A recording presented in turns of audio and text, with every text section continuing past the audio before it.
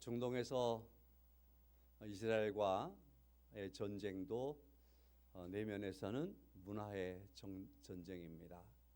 제3차 전쟁을 운운하고 있지요. 그래서 세상의 마지막 전쟁도 아마도 문화가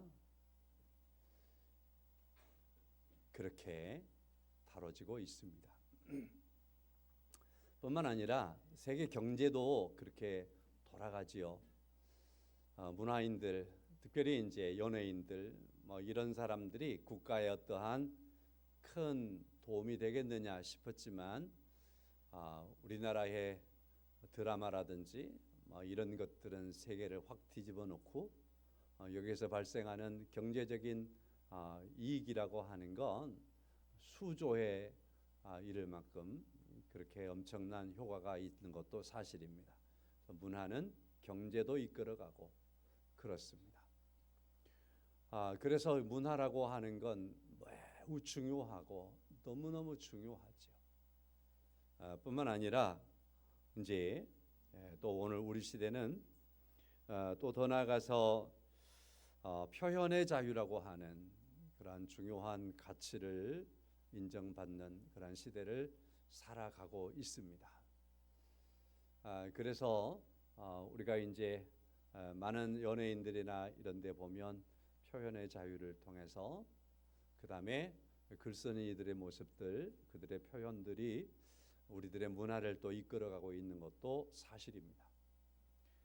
그래서 이 문화라고 하는 것과 표현의 자유라고 하는 이 너무나 중요한 이 사실은 현대의 어떠한 흐름을 이끌어가는 기둥이라고 그렇게 생각도 합니다.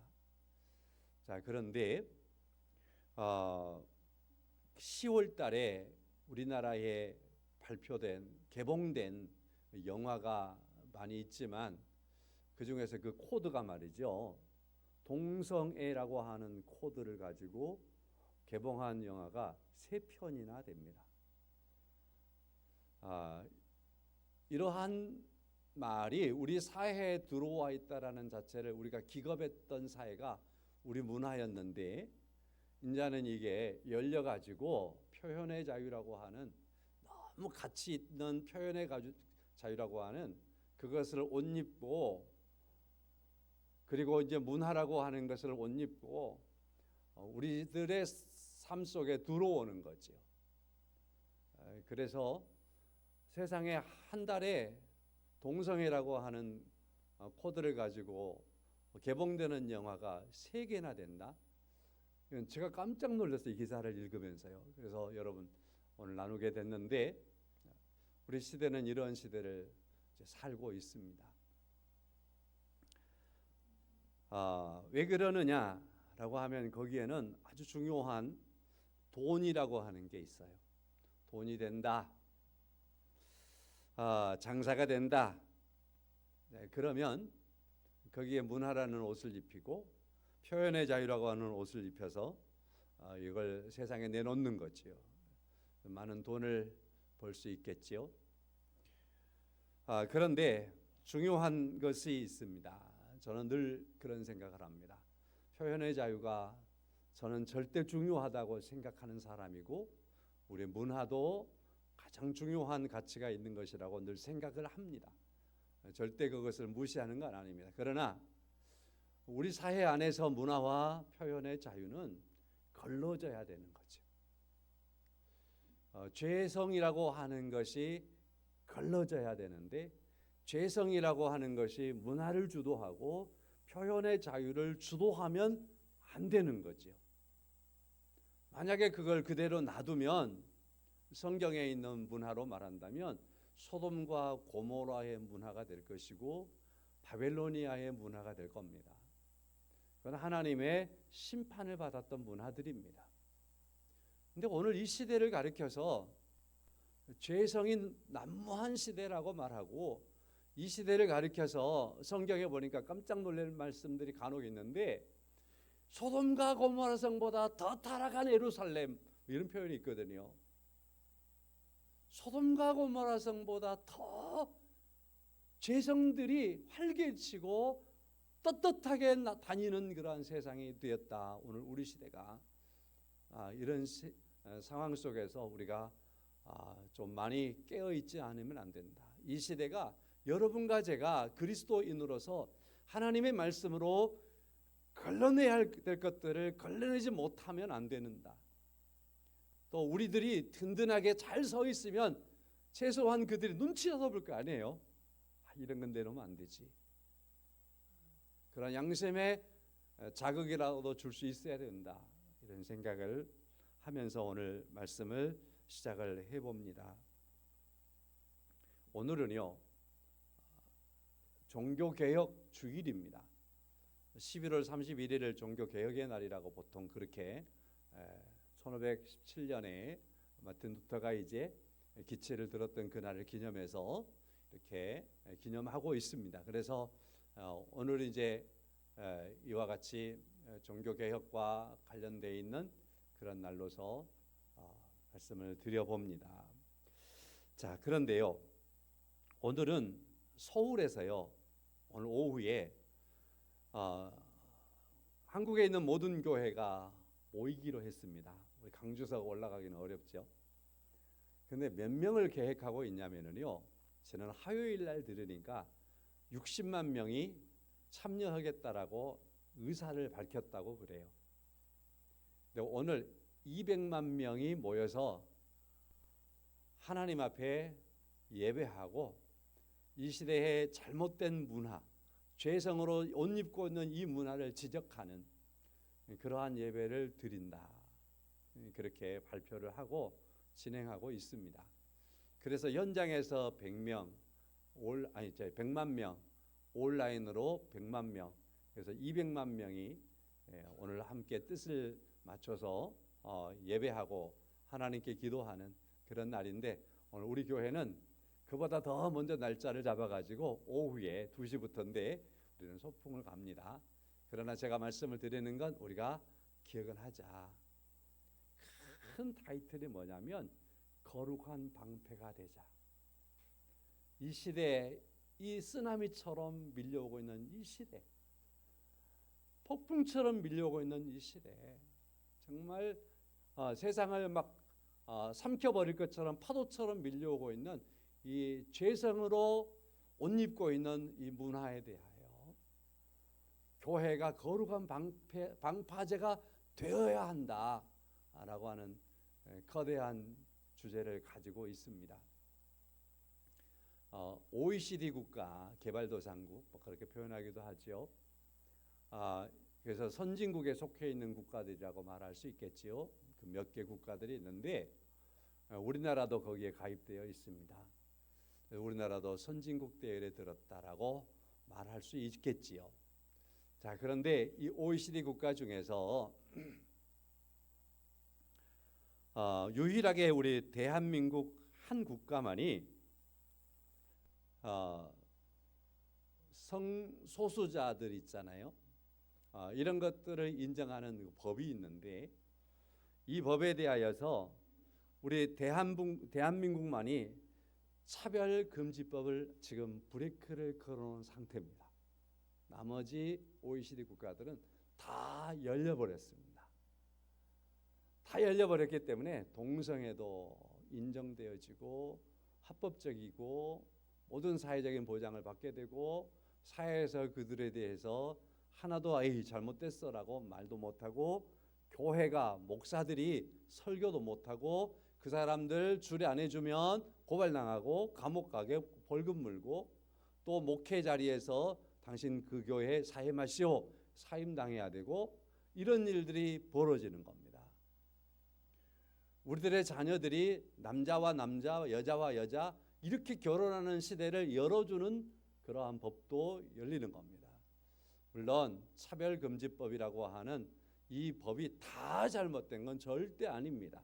제가 말씀을 드리는 건 그 독소라고 그러는데, 그 독소적인 것들, 필연적으로 정말 빼야 될 것들, 이것들은 빼고 그리고 나서 어떤 그 개인에 대해서 자신에 대한 것들, 이러한 그 존중해 줄 것들은 존중해 주고, 표현의 자유를 존중해 주고, 그런 것들을 하자라는 것들이죠. 교회에서 독소 조항들은 빼자. 그걸 지금 하는데 이걸 거룩한 방파제가 되자. 오늘 그런 날입니다. 여러분 기억하셨다가 나도 그러한 거룩한 방파제 한 사람이 되겠다. 그리고서 기도도 많이 해주시고요. 해주시면 감사하겠습니다. 자, 오늘 본문의 말씀 1절입니다. 그는 허물과 죄로 죽었던 너희를 살리셨도다. 이 말씀에 오늘 제목이 있습니다. 실은 제가 주보했다가 처음에는 그는만 빼고 허물과 죄로 죽었던 너희를 살리셨도다 이렇게 제목을 올렸다가 그냥 다시 조절을 좀 했던 것이 허물과 죄로 죽었던 자를 살리심이라고 제목을 약간 수정을 했습니다. 제가 마음속에 가지고 있는 온 제목은 1절입니다. 우리 주님께서는 그는 예수님이지요. 허물과 죄로 죽었던 너희를 살리셨도다 말씀하시고 있습니다. 이 말씀 그대로 받아서 정말로 주님께서 허물과 죄로 죽었던 나를 살리셨도다 믿으십니까? 다시 믿으십니까? 이건 우리의 믿음입니다. 우리의 고백이어야 합니다. 이 사실에 우리가 분명하게 서 있어야 됩니다. 예수님께서 허물과 죄로 죽었던 나를 살리셨도다. 여기서 너희는 1차적인 건 수신자인 에베소 교회 성도들이겠지요. 이 에베소 교회 성도들은 누구였느냐라고 하면 에베소라는 지역은 이방 지역이에요. 유대인들의 입장에서 본다면 이방 사람들이에요. 그리고 이곳에 가면 아뎀이라고 하는 신을 중심해서 우상을 어마어마하게 섬겼던 그 도시예요. 그리고 아데미 신전이 있는데 세계 7대 불가 사이에 들어갈 만큼 그렇게 엄청난 신전을 지어 놓았던 것이 이 에베소예요. 그러니 에베소가 얼마나 타락한 도시인가 이것만 가지고도 짐작이 되지요. 한 가지 더. 은혜로 제가 그 동네 가봤는데요. 그 동네 갈 길에요. 표시가 있는데요. 사람 발자국 표시가 있더라고요. 근데 사람 발자국 표시가 있는데 그 발자국에 발을 딱 대봐서요. 그 발자국에 발이 딱 맞으면은요. 이 정도 되거나 이보다 더 크면 창녀촌을 들어갈 수 있는 자격이 된대요. 2000년 전에 이런 문화가 형성되었던 도시가 에베소였습니다.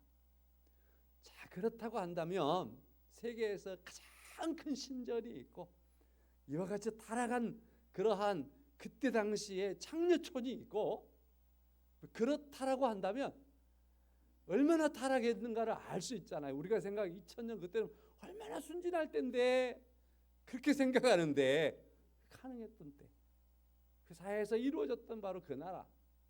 그리고 유대인들의 입장에서 이방인들. 그런데 이 사람들이 예수 믿어서 하나님 믿어서 지금은 이런 고백을 하고 이 말씀이 1절의 말씀이 주어질 때 맞아요. 그렇지요. 우리가 그런 은혜를 받았어요라고 수용한단 말이죠. 믿는단 말이죠. 허물과 죄로 죽었던 너희를 살리셨도다. 예수를 만나기 전에는 이 도시에 살 때 허물로 죽어 있었고 죄로 죽어 있었던 사람들인데 지금은 살았어요.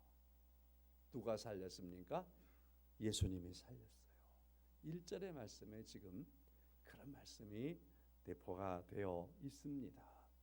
자, 이렇게 해서 말하면 그래 에베소 교회 당신들만 이렇게 우리가 말씀을 맺혀버릴 수 있는데 3절의 말씀에 가서 보면 전에는 과거지요. 전에는 우리도 다 그 가운데서 있었습니다. 우리도 전에는 우리도 그랬습니다 라고 사도 바울이 지금 편지를 쓰면서 그 말을 해주고 있어요. 그러니까 에베소 교회 성도 여러분 당신들 전에 죄와 허물로 죽었었지만 예수님께서 살리셨거든요. 그런데요, 당신들뿐만 아니라 우리들도 이처럼 죄와 허물로 죽어 있었는데요, 우리들도 그렇게 살았어요. 그렇게 지금 고백을 해주고 있고요. 그리고 3절 하반절 말씀에 다른 이들과 라고 하는 또 다른 이들을 제시하고 있습니다. 다른 이들과 같이 본질상 진노의 자녀이었더니 라고 말씀을 하고 있습니다. 이 사람들은 그리스도인을 제외한 그리스도 밖에 있는 사람들이에요. 자, 그래서 오늘 1절 말씀부터 2절 3절의 말씀을 함께 어우러서 보면 세상의 모든 사람들은 다 죄와 허물로 죽어 있었던 사람들인데 예수 그리스도께서 우리를 살리셨습니다. 그것은 에베소 교회 성도들도 그랬고 유대인으로서 예수 믿는 그러한 사도를 비롯한 이 사람들도 그랬고 세상의 모든 사람들 가운데서도 바로 그렇게 되어야 될 사람들입니다. 세상의 모든 사람들은 기본적으로 죄와 허물로 죽어 있었습니다. 그러나 그 중에서 예수 그리스도 안에서 살리심을 입은 사람들이 있는 겁니다. 그 사람들이 바로 오늘 또 예수 그리스도를 머리로 하고 그리스도를 믿고 사는 여러분과 제가 거기에 속하여 있다라는 사실입니다. 믿으십니까? 내가 하나님의 은혜로 구원받았다. 자, 제가 1절의 말씀에 좀 더 머물러서 죄와 허물에 대한 허물과 죄에 대한 말씀을 조금 이렇게 설명을 해보도록 하겠습니다. 여러분, 텔레비 프로그램 중에요 한분리라고 하는 프로그램 있죠. 약자 한문철의 블랙박스 리뷰 그거 있지요. 그거 많이 보시는 것 같더라고요. 많이 보시는 것 같아요. 저도 간혹 한 번씩 우연찮게 보기도 합니다. 거기에 보면은 사고가 많이 이제 소개되잖아요. 이런저런 많은 교통사고들이 소개되고 전문가인 그가 이제 설명을 해주고 그런 것들을 이렇게 방영하더라고요. 자, 근데 그 많은 사고들 중에서 길을 벗어나서 당하는 사고들이 많이 있지요. 길을 벗어나서 빗길을 달리다가 길을 벗어나 버린다든지 졸음 때문에 길을 벗어나 버린다든지 눈길에 미끄러져서 그런다든지 혹은 신호 방향 제시하는 걸 잘못 봐가지고 역주행해가지고 길을 벗어나 있다든지 뭐 그런 모습을 통하여서 사고가 나는데 그 사고가 큰 사고가 많이 나지 않습니까? 기본적으로 차가 달리는 것은 그 차가 달려야 할 그 길을 달려야 되는 것입니다. 그 길을 벗어나면 사고라고 하는 겁니다. 여러분, 우리가 성경을 보게 되면 하나님께서 아브라함에게 말씀을 주셔요. 말씀을 주시고서 아브라함에게 전혀 가보지 않은 편안한 수말리 길을 가게 하시는데 그 가게 하실 때 하나님이 그로 하여금 하나님의 말씀을 따라가게 하셔요. 아브라함이 하나님의 말씀을 따라갈 때에는 길을 잘 간 거예요. 그 길을 하나님의 말씀을 따라가는 걸 벗어나 버리는 것 길을 잘못 가버린 거예요. 아브라함이 저기 그 애굽까지 가버린 적이 있어요. 하나님이 이스라엘 땅에다가 브레이크를 딱 걸은 다음에 여기서 살아라. 내가 여기서 너와 함께하고 너에게 복을 주고 너의 자손들에게도 복을 주고 내 약속을 영원토록 지키면서 내가 너를 만나고 내 후손을 만나고 네 후손들이 나를 예배하고 그렇게 산다. 그러면서 가나안 땅 여기서 이제 살면 돼 그랬는데 아브라함이 조금 어려우니까 좀 더 가버리는 거예요. 사고. 더 가버려도 사고죠. 큰일 날 뻔했어요. 아브라함의 집 무너질 뻔했어요. 자, 길을 벗어나는 건 사고. 성경을 잘 들여다보면 하나님께서 자, 이스라엘 백성들이 광야로 나왔어요. 출애굽에서 광야로 나왔어요. 시내 광야에 발을 딱 내딛었어요. 아니, 시내 광야 길 내딛기 이전에 홍해 앞에 딱 섰어요. 길이 없어요. 바다예요. 자, 그때부터는 이스라엘 백성들에게 가야 할 길을 누가 여시지요? 하나님께서 여시는 거예요. 그 길을 따라가는 것만이 이스라엘 백성들이 가야 할 길이고 그 길을 따라가는 것이 살 길인 겁니다. 그래야 사는 거예요. 근데 광야에 접어들었어요. 때때로 이 사람들이 못 가겠다라고 버틸 때가 있는 거예요. 돌아서겠다라고 말할 때가 있는 거예요. 그때마다 혼쭐 나지요. 그때마다 때로는 하나님께서 죽음으로 다스릴 때도 있습니다. 자, 여기에서 자동차가 길을 벗어나면 사고, 아브라함이 길을 벗어났더니 사고, 말씀을 벗어났다. 이스라엘 백성들이 광야를 지날 때에 하나님께서 비추시는 그 구름 기둥과 불 기둥을 따라가야 되는데 버티거나 벗어나니까 사고, 길을 온전하게 가지 않은 것을 가리켜서 성경의 의미 속에 오늘 1절에 나오는 허물입니다. 허물이라는 말은 그런 말입니다. 그러니까 이런 프로그램을 보면서도 은혜를 받으면서 봐야 됩니다. 그 함께 그 출연하는 사람들이 막 사고 날 것 같아. 그러시더라고요. 그러면 하고 막 그러더라고요. 안타까워. 그죠? 저는 흉도 다 못 내겠네요. 제가요 말씀을 준비하다가 하나님께서도 그러시겠구나. 아니야 그렇게 하지 마. 아이고 얼마나 안타까워하실까. 허물이에요. 허물. 하나님의 말씀에서 벗어나 버릴 때.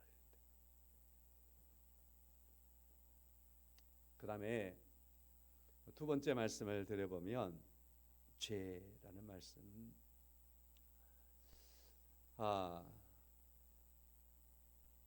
우리나라가 언젠가요, 기억이 정확하게 안 나는데 그 축구 내용은 생각이 납니다. 축구 선수들이 공을 찼는데요, 골대를 향해서 몇 번을 찼는데 골인이 하나도 못 들어갔어요. 상대방은 골인을 우리 골대에 딱 넣었어요. 그래서 우리 대한민국 선수들이 졌어요. 그래가지고 굉장히 비난받은 적이 있습니다. 축구하는 사람들이 골대에 딱 공을 차 넣어야지만이 골인이 되고 이게 많아져야만이 이기는 거잖아요. 어제 저녁에도 우리나라 그 선수 있잖아요. 그 선수가 영국에서 활동하는데 2골을 넣었더라고요. 오늘 말씀드리기 위해서 한번 살펴봤어요. 그러면 2골을 넣었어요. 어떻게 넣었나? 유튜브를 찾아봤더니만은 잘 넣었어요. 골을 넣었어요. 축구 선수들이, 공격수들이 공을 적진을 향해서 탁 가가지고 마지막에는 골대를 향해서 공을 차든지 헤딩을 하든지 하는 거예요. 그래서 골을 넣는 거예요. 골을 못 넣으면 안 되는 거예요. 그렇죠? 아무리 세게 찼을지라도 골이 안 들어가면 필요 없는 골이에요. 그렇지 않겠습니까? 골이 들어가줘야 돼요. 그래야지 이길 수 있는 거예요. 자, 화살을 쏜 사람이 관역을 향해서 화살을 시를 향해서 놓습니다. 빗나가면 사고 나요. 그렇죠? 그래서 관역을 향해서 화살은 날아가 딱 박혀야 되는 거예요. 이게 화살이에요. 공을 차는 사람들은 골대를 향해서 차야 되는 거예요. 들어가야 되는 거예요. 관역에 맞다. 죄는 관역에서 벗어나다. 목적지를 잃어버렸을 때, 목표를 잃어버렸을 때, 방향을 잃어버렸을 때, 바로 이것을 가리켜 죄라고 말하는 겁니다. 세상의 모든 사람들은 이와 같이 허물이 있었습니다. 죄인이었습니다. 그 결과 죽을 수밖에 없었습니다. 그런데 오늘 1절 말씀에 하나님께서 그의 독생자 예수 그리스도를 보내셔서 주님께서 우리를 허물을 씻어주시고 죄를 사하여 주시고 우리를 살려주었습니다. 우리를 그렇게 구원하신 줄로 믿습니다. 우리는 이 구원의 은혜를 받았는데 이 그 구원의 은혜를 가장 잘 표현해 주는 것이 뭐냐? 우리가 하나님을 예배하며 살 때에 성찬을 행하여 지키라. 성찬을 지키라. 성찬식을 통해서 이것을 생각해 보게 하는 거예요.